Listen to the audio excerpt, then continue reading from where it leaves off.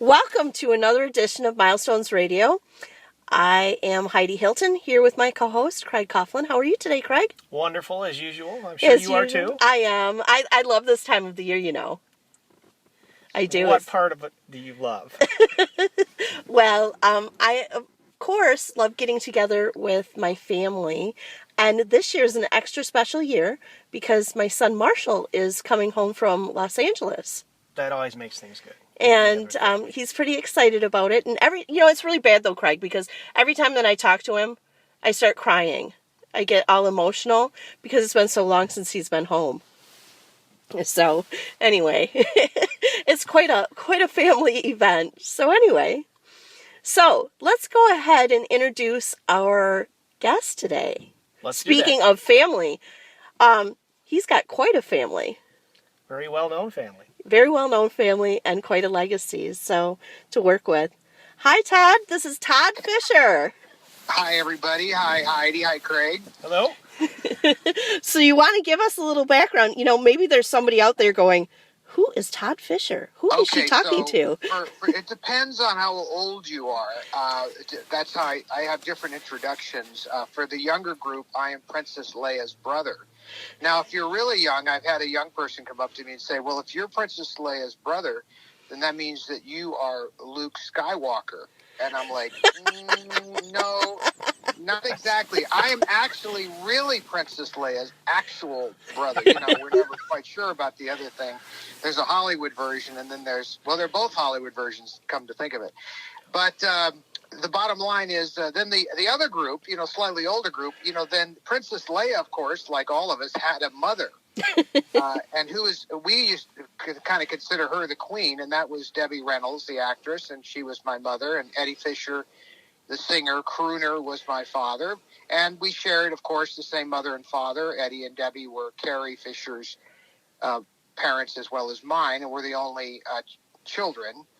And so we were very close friends.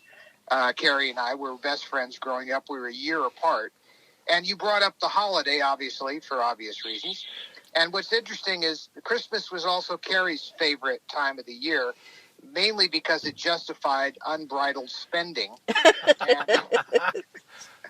And in Carrie's world, because my mother used to get on her case about it when she would be, and this, of course, is an area that you guys are experts in, but, when you were trying to live within some bridled means of a budget or these kinds of things, or if you made a movie that had a little extra money, you didn't have to spend it all immediately. But Carrie didn't live by those rules. She believed in instant liquidation of all paychecks and converting them into other types of assets. Unfortunately, some of those assets were not always valuable, but it didn't matter to her because she was essentially just living life to have a great time. And one of the things that she did, the reason why Christmas, ever since Carrie was a little girl, and really nobody knows this about Carrie, she loved Christmas because she had a very unusual gift about her, that she remembered what everybody collected and wanted and liked. And literally, nobody gave more Christmas gifts than Carrie did. I mean, it was unbelievable. She remembered people that she'd only met a few times, and it was something would stick in her head about them, and she would go out and buy whatever they collect, whether it be salt shakers or whatever. And so she was constantly on the prowl for what you loved. And she loved to give more than she liked to get gifts. When we were little kids, she never opened her presents. She liked to go under the tree and bring everybody else their presents and watch them open, especially the ones that she knew what they were. So it goes to kind of her personality and to the beautiful nature of her character. I think that sort of says a lot about her. It absolutely does. It reminds me of myself, though. I'm like a really big giver, too. I love to give gifts. Not so much into receiving them, actually, but I certainly like to give things away. So I want you to know, Todd, that I was one of the very first people sitting in the movie theater watching the first Star Wars. And I was lucky enough to do that with my mother. Oh, you took your mom. Did she like it? Well, actually, my mom took me, but yeah, my mom and I had a really good time at the movies whenever we went.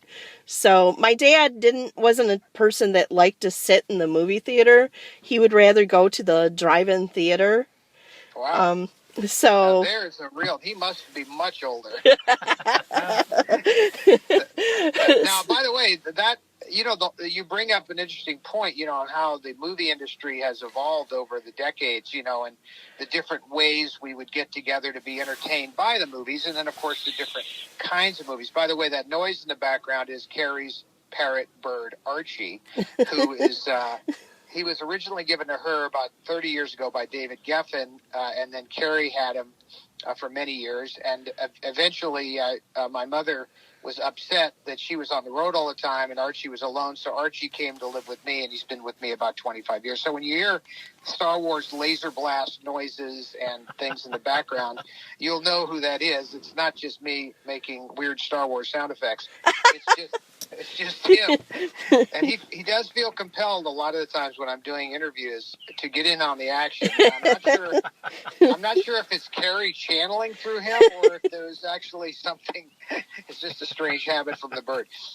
But anyway, so the moral of the story, though, is that the industry has changed, and the way people go to the movies is obviously changing now. Now we want recliner chairs, and we want to be served drinks and things. That's just an effort by the theaters, as always, to try to get people to go to the movies as a social or a family kind of an affair.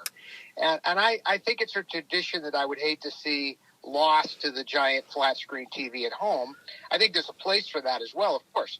But I do feel that going to the movies every now and again is a really wonderful thing to do, especially as a family or as a date or something. It's a fun outing, and it's not overly expensive compared to a live show. Look what the cost of live shows are. Yeah. Well, we have our tickets for Star Wars for Christmas Day, so. Me too. Well, no. You too? Well, I'm going to go to on the 16th, Disney has got a red carpet event in Hollywood that I'm going to go to. And it just as a bit of history, you mentioned the 1977 film. Carrie and I went, of course, to the original pre-screening at the 20th Century Fox lot. We went together to that, but we also went to Grauman's Chinese Theater together for the public opening, and we stood just off to the side there near my mother's footprints, and we looked out at the people that had been camping overnight, and we had never seen anything like that before. And it really mystified both of us because nobody knew what this film was going to be yet. So that was a miraculous, unique thing that was being born right there. And I was there for that, and I went to every single opening with Carrie all the way up to the last with her. And as her date. And we kind of did that because we started it together, literally. And then every year now I go back to that same spot, and I could revisit that with the fans. I stand on that exact spot where we stood, and I'm going to go do that on the 19th. And I'm going to judge a little contest there, a costume contest. And some other things. So it's become a little tradition. It's sometimes tough for me to do it. It chokes me up, but I suck it up because it's kind of cathartic. So I'm going to shift gears a little bit. Let's talk about your book. I started reading your book. Very intriguing. Hard to put down. I got to say that. So your book, My Girls, A Lifetime with Carrie and Debbie. And a lot of the things that surprised me, or maybe it didn't, but your childhood, you lived a very interesting childhood. That's for sure. That's for sure. I mean, the whole book was kind of born out of initially, right after they passed, I had so many stories, and I thought I'd better write these stories down. Then there were also threats from people that were going to write hatchet jobs on Carrie, and so I felt like I needed to get these stories kind of put together. Then as I was going along, and I didn't really have a name or a theme for the book when it began. It just became, I just disciplined myself to get up every morning and write for a few hours. And I engaged Lindsay Harrison, who's an excellent writer, editor. And right away, I just started, giving her lots of material. And so my book was kind of pre-edited. But we actually had way more pages when we sort of were finished. We had a big pile. But it was very quickly obvious to the publisher, HarperCollins, that the book needed to be, obviously a little bit focused. Yeah. And so, therefore, they were like, well, what do you want to focus on? And so I said, well, obviously, I think the most important thing is the Debbie Carey aspects. Now, at the same time, we had just finished the film Bright Lights, the documentary I produced with Fisher Stevens for HBO, which was is a documentary about Carrie and Debbie, ironically. It was made before they passed and sort of became a legacy piece. And I was on tour initially with Carrie, and then she had passed, and then I was on my own going out on tour for that. And I kept referring to them as My Girls. And I didn't know it, but the publisher said, what do you think about the title My Girls? And I was like, well, I don't know. What about it? And he says, well, you keep saying it. And I'm like, I do?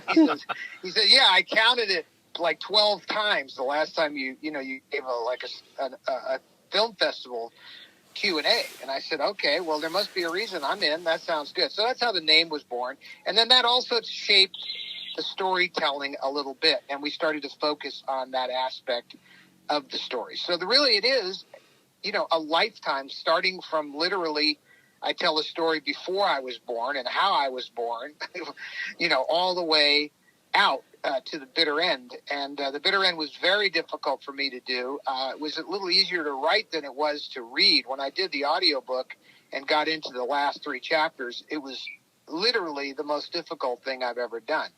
I mean, it was just heart-wrenching for me. And of course, everybody in the control room is crying, and that doesn't help me. I'm like, hey, can you guys stop it in there?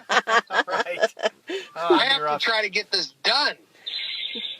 So it's a beautiful story, and it's inspiring. Both my mother and sister are just amazingly inspiring women who accomplished and did so much in their lives, respectively, and helped so many people, respectively, in different areas. And it's just an amazing tale, and I had a front row seat to it.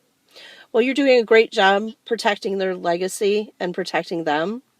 I just want you to know that. I am not to the end of your book yet, so I will keep you posted if you make me cry. You might want to get a box of Kleenex if you love Carrie and Debbie. It's definitely, it is what it is. I mean, everybody, it's one of these situations where you already know the ending, and it's not going to matter. You could it's like the ending's not a spoiler. We all know what happened. Yeah, we know. But the details of it, are unique. To understand who they really, right up to the end, especially with my mother. I mean, it's miraculous what happened there. Well, Truly. I'm looking forward to getting into the end. Craig, you got a question? Yeah, Todd. I noticed in doing a little bit of background, your mother was very heavy into collecting. I read a story, and maybe you can expand on this, but I read a story about MGM.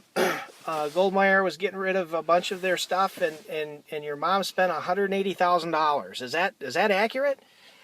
Actually, that was like the first day. Yeah, so here it is. I'm guessing it's like 71. I think it was, or something. But MGM is going out of business. Kirk Kerkorian, who is the big corporate magnate executive that had purchased MGM, had decided to liquidate it for its assets. Now, this is an age-old story in finance America, that you break something up that's worth more for the pieces than it is to keep it running. Also, he didn't know how to keep it running, but he also wanted to build the MGM Las Vegas. That was his thing. So the MGM Studios, the studio that created all the magic for nearly 100 years, the most amazing movies of all time, Gone with the Wind, Wizard of Oz, et cetera, and also employed the greatest stars ever under one roof, was being liquidated and sold off for scrap. Now, obviously, my mother was one of the last contract players at MGM Studios, and she was also a fan at the core. She loved Betty Davis. She got to work with her. She loved Katharine Hepburn and Jimmy Stewart and Gary Cooper. And, she was a fan like all of her people her age. The difference was she got to be with them on the lot and grew up with them, literally grew up with Liz Taylor and Roddy McDowall. And so when it was being destroyed and sold off for pieces, she felt that it was her job, and she was trying to get help from other people to save it all, to save it for a museum, because why not? It's such an important piece of our history and who we are, and it documents such important things that happen in all of our lives or history. So that was her mission. So she went around and she said, oh, I'd like to get you to help and you to help. And nobody would help her. Very few people were willing to get involved.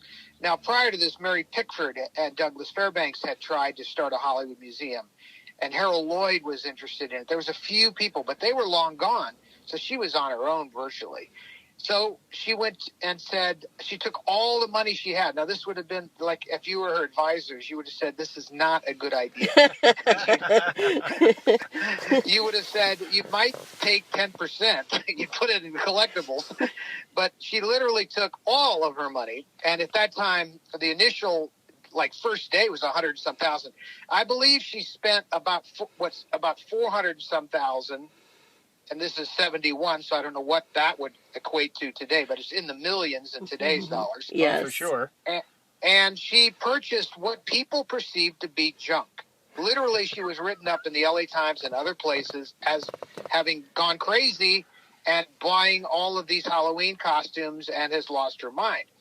Now, she was very clear about what she was doing. She was preserving what she perceived to be an important part of American history. But the financial industry at the time, saw no value in these kinds of collectibles, literally no value. And so she's just wasting her money as far as anybody was really concerned. But, as you segue forward over the decades, the costume, for an example, that she bought them at 20th Century Fox about a year later, similarly went up for auction like the MGM Studios did. And the head of the studio there allowed her to pre-buy.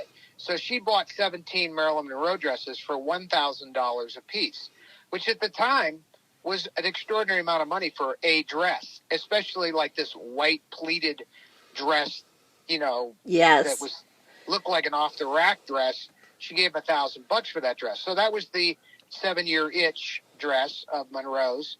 And of course, that's the most famous dress in the world, became that. It wasn't at the time necessarily. But when that dress sold, it sold for $5.4 million. Yes, I saw that. So that's not yes. a bad ratio. Pretty good rate of return. Yeah, I'd say so, yes.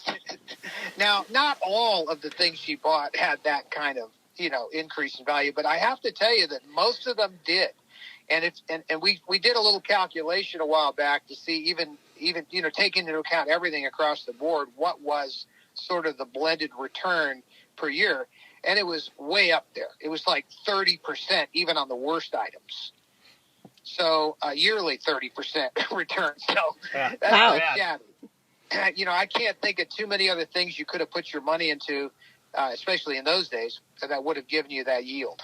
Yeah, exactly. So your mom was doing collectibles, and so when she passed away, she had done quite a bit of planning. Can you tell me a little bit about that? Because we're always focusing with our clients to make sure that they plan for the unforeseen. So, well, that is a great thing. And as much as I'd like to say, oh, you're being paranoid or you're a doomsday person or whatever, that is just not the case.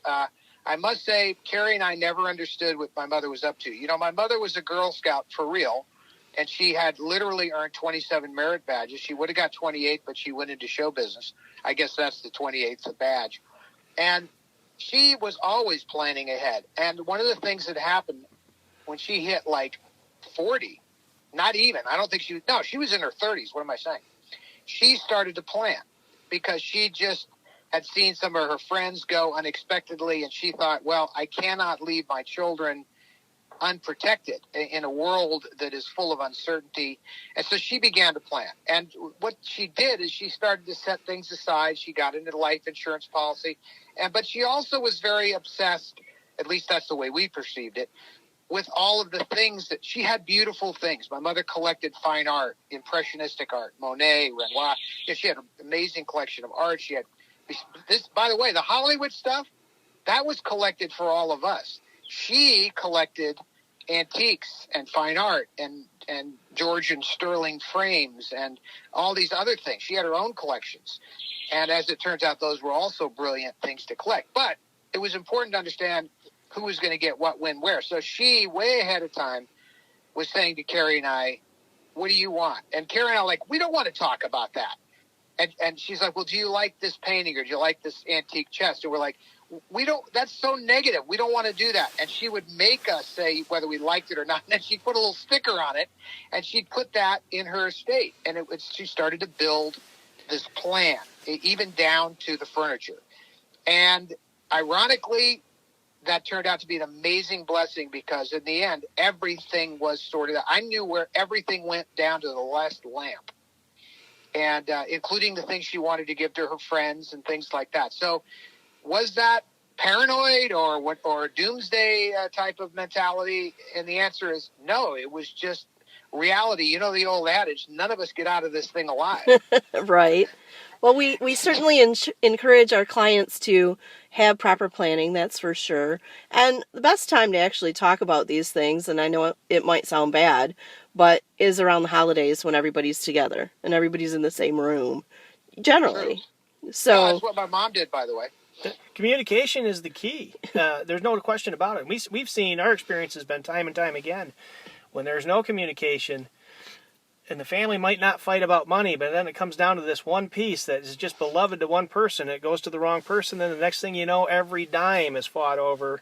And so it is really nice to hear a story of a family. And I'm going to tell you, to take that one step further, it's not just the dimes. When you put somebody in charge, eventually somebody's got to be your trustee or manage this estate thing. That is a really bad position for a family member to be in against other family members because you eventually become the heavy. Yep. Unless, like in my case, my mother had it all out. So I didn't have to say, tough shit, this is what she wanted. Because yeah. it was all right there. I mean, it's in black and white. Or in some cases, I had a lot of handwritten things because she would think of things later. So the bottom line is that you're absolutely correct. And the way to avoid any kind of problems is for the person whose estate it is to be crystal clear about every single last thing. And don't put your family members in a bad position of having to make decisions that how are they supposed to know what you want if you don't tell them? Right, Yeah, right. exactly. Yeah. Exactly. We also, I want to say one negative thing here that didn't work out well. As great as our estate planning was, this is a very interesting one for you guys. So my mother, early on, transferred a lot of assets into a irrevocable trust and that was a genius because it allowed a lot of things to be left to my sister and I, which became my niece and myself, without tax consequences. But a couple of items were left outside of that. And prior to the tax laws changing recently, where they've lifted these the maximums higher on what you can leave to somebody, the exemption, there's the state exemptions.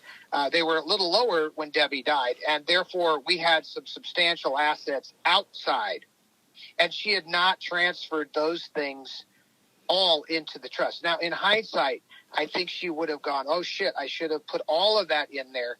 But you don't, you're like, oh, I feel like I can't let go of this because what do I have if I put it all in the trust? Right. But the reality is it was her trust. She could effectively do with it as she will beyond take it out, but she could, protect. It was, you guys can explain this better than I, but she the still bottom line is she still controlled She controlled it. Yep.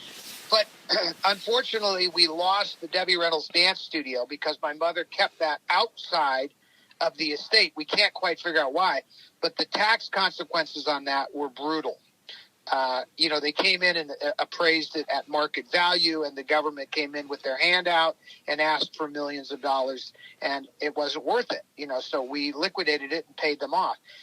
Now, I will say that was the only item out of an incredibly large estate that actually caused us any angst. And my mother had protected Carrie beautifully. She had put her home in a trust many years ago. So there was a Carrie Fisher trust with her house in it. There was no way that Carrie, as everybody knows, Carrie had issues, not just drug issues, but mental health issues. And my mother was worried that she might not make the best decisions. So certain major assets were protected in a trust. Oh, very good. Very good. Yes. I really appreciate you being able to talk about that, Todd, because a lot of people, they keep that stuff behind the scenes and don't want to talk about it all and don't even talk about it with family members. And that, like we discussed, that tends to lead to some issues down the line if it's left unaddressed.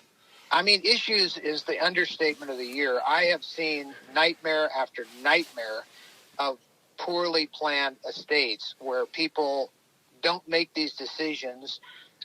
They have no estate plan, even worse, and it goes into probate. And I mean, there's just so many things that can complicate your life if this stuff is not figured out. I am a huge advocate for figuring out everything down to the last penny, if possible, not only to alleviate problems for your family just in terms of interrelations, but also the idea that nothing would be lost the way that we lost that money in that selling of DR Studios.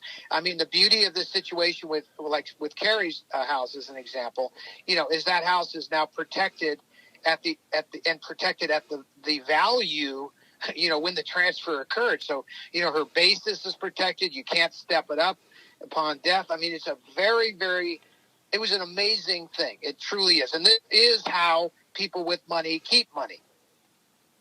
Yep, very good, very good. Thank you very much, Todd. There's so many more things that I want to talk to you about, so I will invite our listeners to stay posted as you and I continue the Fisher series, is what we'll call it.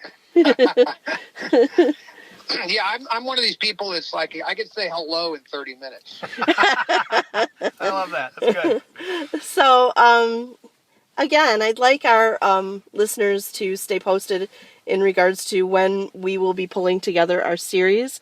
And Todd, I also encourage our listeners to go on Amazon and purchase your book because it's awesome. I have to give you, I have to tell you, it is a book that is difficult to put down. Well, I appreciate that. I have to tell you, the subject matter is amazing. I mean, like I said, look who we're talking about. You're talking about what made Debbie Reynolds and Carrie Fisher tick from my perspective. And I had a very amazing perspective to see how they overcame adversity, how they overcame relationship issues, how they overcame financial issues. I mean, it's a very amazing tale. And part of it was just we all stuck together as a family, but there's a few details that go in there, and there's some funny stuff and there's some sad stuff. I think overall it's just a fun journey. So that is My Girls, A Lifetime with Carrie and Debbie. And Todd, thank you very much for being you are a wonderful guest. Thank you very much. Thank you. Well, we look forward to talking to you again. Absolutely. This is fun. Absolutely. Anytime. We could say hello in another 30 minutes. Okay, awesome. Well, thank you very much, Todd. Have a good day. And thank you to our listeners.